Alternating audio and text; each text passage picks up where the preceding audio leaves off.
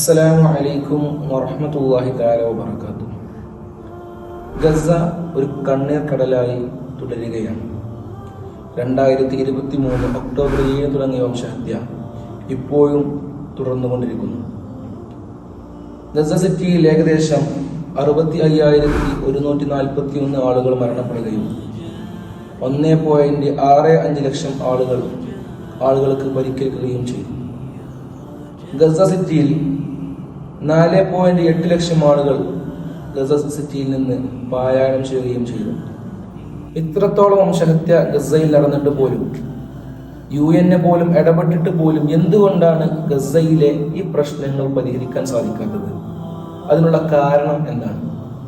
സുരക്ഷാ സമിതിയിലെ 14 രാജ്യങ്ങൾ ഇതിനു വേണ്ടി സ്ഥിരം വെടിനിർത്തലിന് വേണ്ടി വോട്ട് ചെയ്യുമ്പോഴും അമേരിക്ക വീണ്ടും ഇതിനെ വീറ്റോ ചെയ്തുകൊണ്ടിരിക്കുകയാണ്.